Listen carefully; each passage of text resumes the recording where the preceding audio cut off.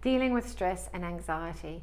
Anxiety is more prevalent in today's society than it ever has been. In fact, 1 in 6 Australians are currently dealing with depression or anxiety. It is a virtual epidemic.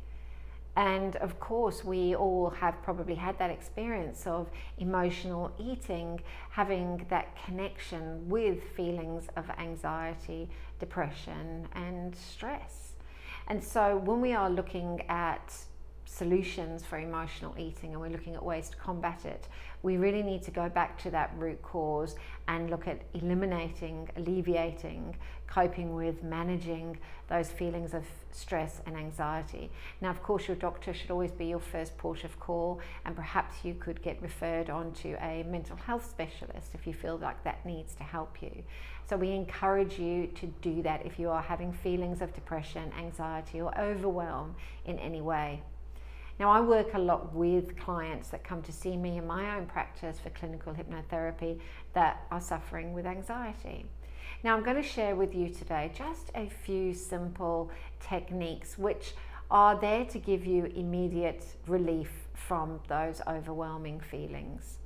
Now, the first technique, and one of my favorites, really is so simple. And the reason I like it so much is because that you can do it anytime. You can do it when you are driving your car.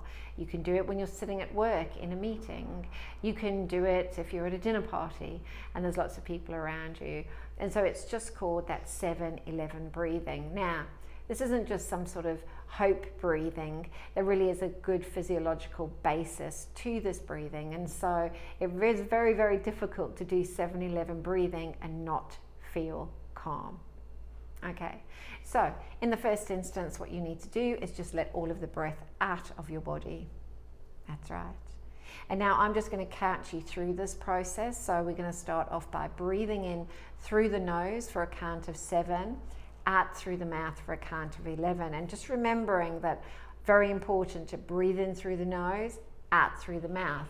And on that out breath, making it, it's almost as if you could purse your lips as if you were sucking through a straw, which really just allows you to do a nice, slow, gentle out breath. Otherwise you might find yourself feeling like you want to keel over a little bit. Okay, so starting off now, breathing out, all air out, and then in, 2, 3, 4, 5, 6, 7, out, 2, 3, 4, 5, 6, 7, 8, 9, 10, 11, in, 2, 3, 4, 5, 6, 7, out, 2, 3, 4, 5, 6, 7, 8, 9, 10, 11, one more time, 2, 3, 4, 5, 6, 7, out, 2, 3, 4, 5, 6, 7, 8, 9, 10, 11.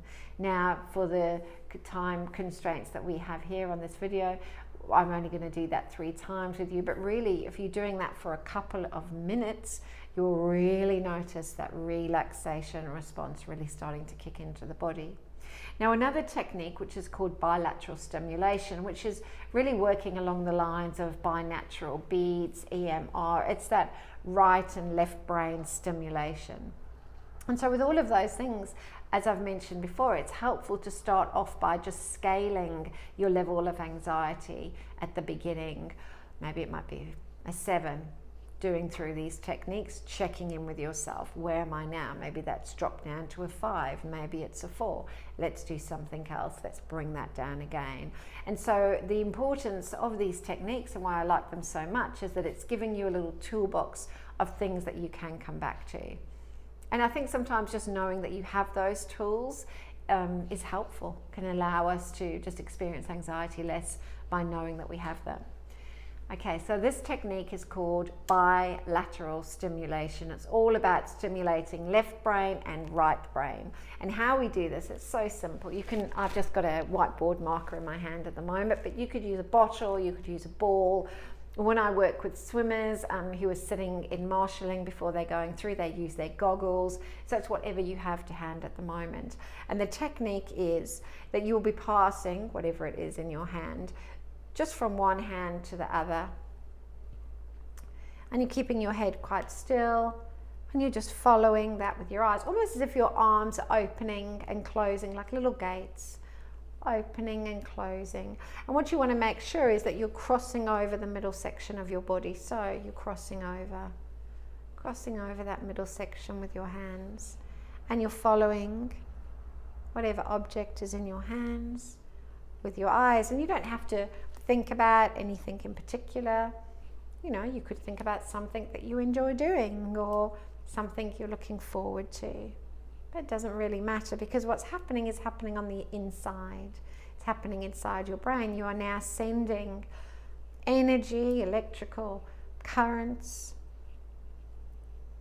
oxygen to that left side and that right side. And once again, it's always useful to start off with a starting point of view where you're feeling, doing this for just a few minutes. And I think you'll be quite surprised to check in with yourself and see what's different then. Now, this technique, it isn't in the booklet, and I'm not sure why it isn't in the booklet, because it should, because it's one of my favorite techniques, because it is so simple. Now, the joy of this is knowing that people that have anxiety, that suffer with anxiety, however you want to call it, they have a lot of internal dialogue going on. There's a lot of commentary. Everyone who has anxiety is nodding at this point. Maybe it would be something along the lines of, oh, my heart's beating so fast, what's wrong with me? I'm sweating, I feel sick, why do I feel like this? Oh, now I've got to leave the house, I can't leave the house. There is that running commentary, and so it really helps to just bring those levels down by quietening that voice in our head. And so this is one of my favorite ways that I like to do that. And it's a type of meditation, I suppose, and it's really that simple. It's bringing your thumbs to your fingers, like that. That's it. Thumb to finger. So we are focusing on two things here. We are focusing on the feeling that you get as each finger touches. So as each finger touches, you might just want to give it that tiny bit of pressure. So it makes you aware of that feeling, just that tiny bit of pressure of those thumb pads and the fingers coming together. Just practicing doing that. The second part of this process is counting. So as this finger, first of all, comes to your thumb, we're starting with the 1. 1, 2, 3, 4, 5, 6, 7, 8. And for the sake of simplicity, we're only going to count in 8s. So we'll start again. 1, 2, 3, 4, 5, 6, 7, 8. 1, 2, 3, 4, 5, 6, 7, 8. Because the brain loves counting, it really does. Your subconscious mind loves numbers, and so you can find that very soothing. Now, the last technique I'm going to share with you today, and this is a little bit of a strange one, so you just have to stay with me and trust the process. This is a very famous NLP technique, in fact, called the spin. And so how this works is really stretching that imagination in a little bit of a different way, maybe that you're not used to.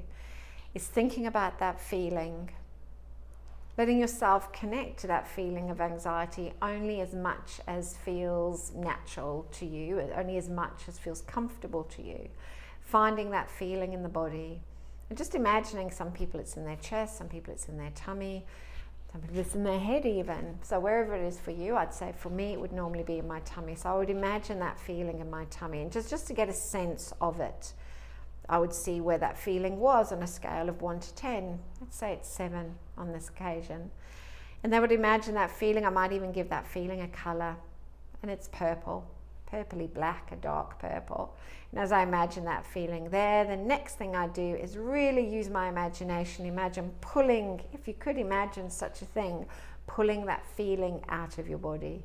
Pulling that feeling, that purple stuff, making sure you get all of it, until it's just sitting there in front of you. And you'll notice now that it's spinning in a direction, clockwise, anti-clockwise. And I know mine feeling is spinning like that. So now it's purple now, and it's spinning in that clockwise direction. So all I want you to do is take hold of that feeling with your hands, and whichever way it's spinning, you stop it, and then you start spinning it fast in the other direction, and you make it speed up. and you make it go faster, and you make it go faster and faster and faster and faster, and it might even start changing color the faster it spins. And when it gets to the point that you don't even recognize that anymore, put that feeling back into your body. You take a breath, and then you go back in and you try to find that feeling again and notice what happens now.